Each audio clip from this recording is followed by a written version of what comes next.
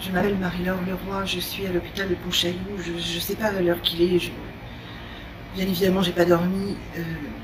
Je suis la mère d'un gilet jaune qui a été blessé à la fin de la manifestation sur Rennes hier soir, au moment où les gens commençaient à se disperser.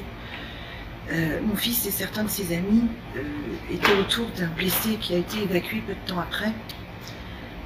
Et il constituait en quelque sorte un ruban de sécurité entre les pompiers et le reste des manifestants qui, d'après ce que je sais, ne présentait aucun danger.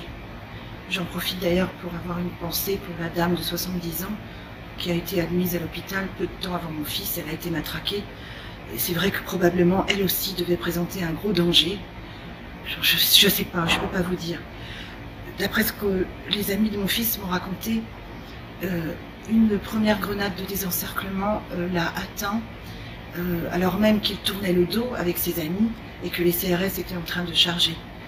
À 4 mètres environ, un type de la BAC, pendant que mon fils faisait un bond évidemment sous le choc ou sous l'explosion, en a profité pour lui tirer un flashball dans l'œil. Le flashball, c'est énorme, je ne sais pas si vous en avez déjà vu un, a été récupéré et à l'heure actuelle, il est déjà entre les mains de l'avocat. Mon fils a été opéré pendant 3 heures par un interne qui a fait ce qu'il a pu pour lui sauver son œil, ce qui n'a pas été possible. Monsieur Macron, pendant que vous faites le malin en bras de chemise dans les gymnases, pendant des heures, en soliloquant, parce qu'il est vrai que vous aimez surtout parler seul, pendant ce temps-là, vos sbires, monsieur Macron, mutilent nos jeunes. Ces jeunes, j'insiste, ne présentaient aucun danger. Aucun d'eux n'avait le visage couvert. Ils étaient tous désarmés. Aucun d'eux n'avait même un masque à gaz.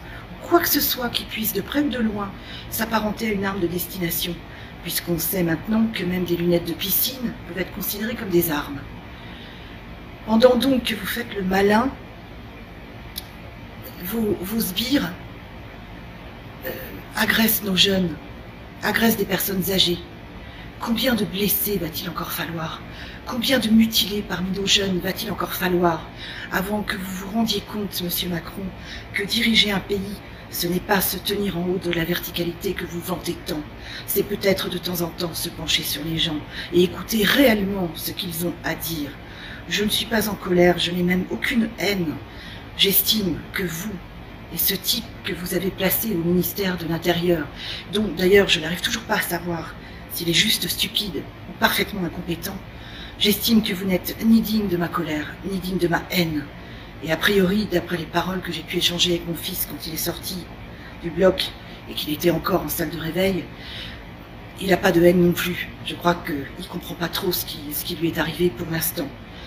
Il a 27 ans, il a toute la vie devant lui, et désormais, il n'aura plus jamais une vie normale. Il est mutilé à vie, monsieur Macron. Mutilé à vie, parce que ce que vous appelez la démocratie consiste à frapper des gens innocents qui sont là uniquement pour défendre leurs droits. Je ne sais pas quoi dire d'autre. Je ne connais pas le type de la BAC qui a énuclé mon fils. Je ne le connais pas et je ne le connaîtrai probablement jamais. Lui, par contre, va pouvoir regarder le visage de la mère du blessé. Je me doute bien que ça ne l'empêchera pas de dormir. Je lui souhaite tout le plaisir du monde. J'espère juste que plus jamais il ne pourra dormir. J'ai pas grand-chose d'autre à rajouter. Si, peut-être une dernière chose, on pourra toujours dire que c'est le choc. Je suis fonctionnaire d'État, monsieur Macron, et parfaitement consciente de sortir du droit de réserve, qui normalement est le mien. Je suis enseignante. Je suis professeure de lettres dans un lycée de la région quimpéroise, à côté de Lorient, en Bretagne. Je pense que vous n'aurez aucun mal à me retrouver vu que j'ai donné mon nom. Je ne vois pas trop ce que je peux craindre, monsieur Macron. Je ne vois pas ce que je peux craindre.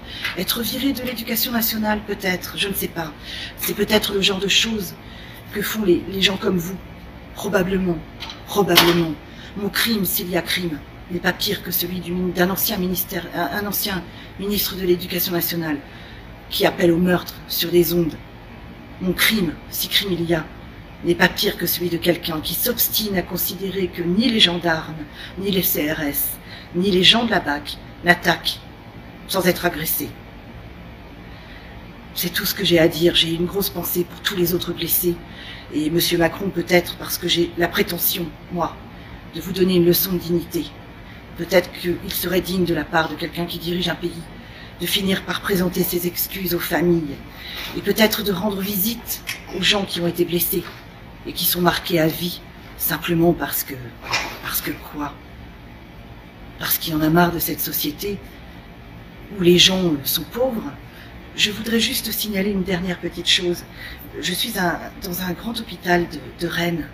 Il y a 2 mètres de moi, à la sortie, quelqu'un qui dort dans un sac de couchage. Monsieur Macron, puis-je me permettre de vous rappeler que d'après ce que j'ai entendu, d'après ce que je vous ai entendu dire, il n'y aurait plus jamais de SDF dans notre société. Je suis pas en colère, je le répète. Je suis juste écœurée. Je suis écœurée.